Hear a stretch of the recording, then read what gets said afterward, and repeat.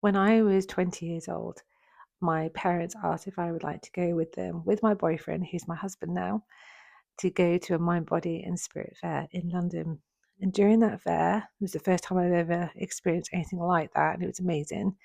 But during that fair, I had a tarot reading, and the tarot reader said if I stayed with Steve, my boyfriend, my husband now, then I wouldn't be able to have children, which, looking back, no tarot reader should ever say that to someone. But I remember I felt so shattered. And at that young age, I knew deep within me that I wanted more than anything is to get married to Steve and have his children. And I was devastated with that. And my mum, who obviously was a witch and a tarot reader, that was her main sort of offering that she had. She tried to comfort me and tell me it was all going to be okay, but that kind of pain stayed in my soul, and I was really worried and frightened about my future.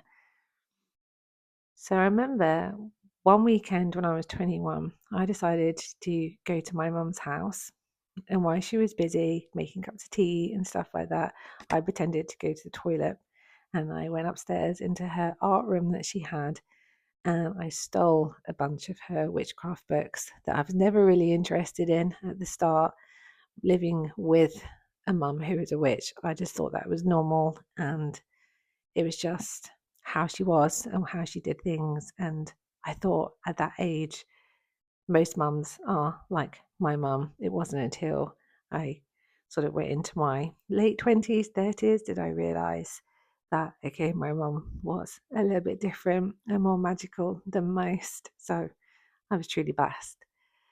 Anyway, I stole all these books and just went home. And I remember sitting there in secret, going through these books, and they were all to do with Wicca.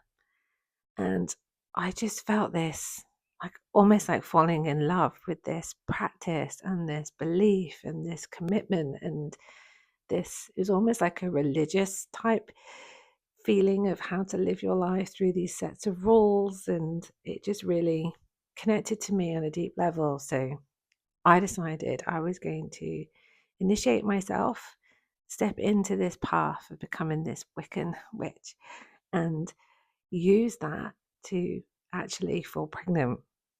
So the first steps that I did were I made an altar, and the altar was set out in a very certain way. I had a black silk tablecloth.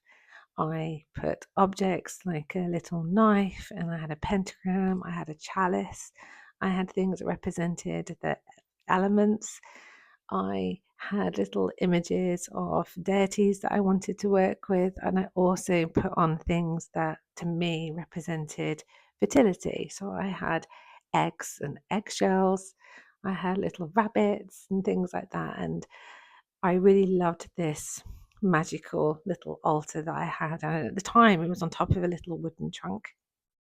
I did all of this in secret. I didn't want to tell my mum.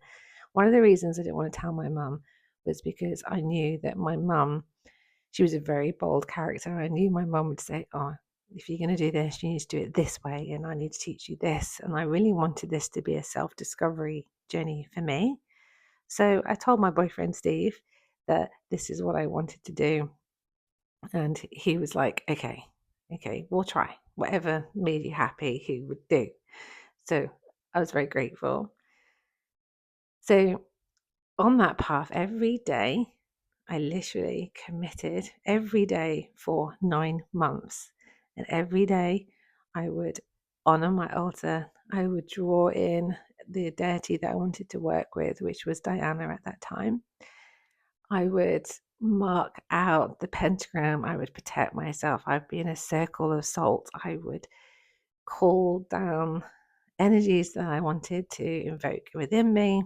And every day on our little old gas oven, I would make these beautiful potions that would fill the house with beautiful smells of all these herbs and oranges and cinnamon and rosemary and lavender. And I would also bathe in flowers and herbs and things like that. I would take tinctures. I would make my husband bathe in things. I would make him drink things, eat things, and I would also have little effigies of things. One of the things that came up within my research to try and fall pregnant was the magic of the pomegranate. I don't like anything that has pips in or seeds in it. Me and my brother do not like anything like that. It just makes us, it's just an ick for me. So I knew I wouldn't be able to have the pomegranate. So I bought myself a juicer and I had the juice of the pomegranate. And then it was in midway through these 9 months, I was asking my spirit guides for a sign. Am I going to fall pregnant? Am I going to be a mum? I was kind of like losing hope because I was putting in so much commitment. And at that age, I thought, come on, universe, you need to help me out here. You need to give me a sign that this is actually going to work. I remember we lived in a market town at the time. And I walked through the market and I saw a wooden sculpture of this beautiful pomegranate. And I just thought, that's the thing I need to have at the end of my bed. And that's what I need to make this child. And that gave me a boost. And I saw that as a sign from the universe and my team that this is going to happen, as well as all of the herbs and the oils and the candle colors, the songs I was singing, the poems I was writing, the journaling that I did, the scripting that I did. There's so much things that I did during that time. One of the most important things that I did was sitting in stillness and visualizing to connect to my child that I was calling in. In my heart, I wanted to have a baby, but the truth, I really wanted to have a daughter.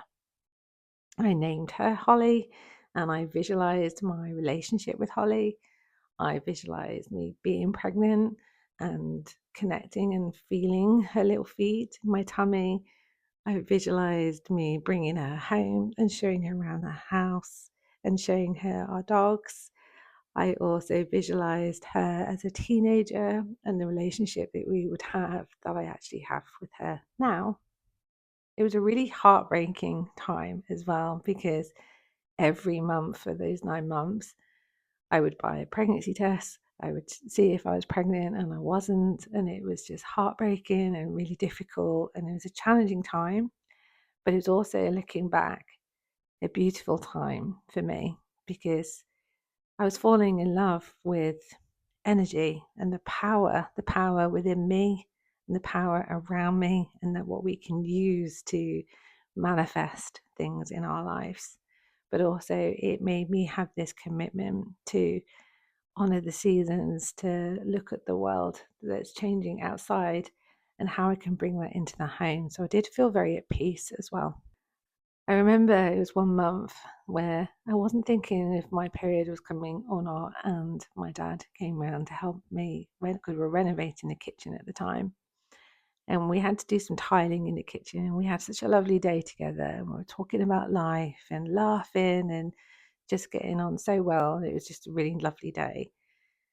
And my dad looked at me and he said, "Oh, I think you're pregnant, Emma." And I was like, "No, I'm not pregnant." And bear in mind, he didn't know what I was doing for the last 9 months.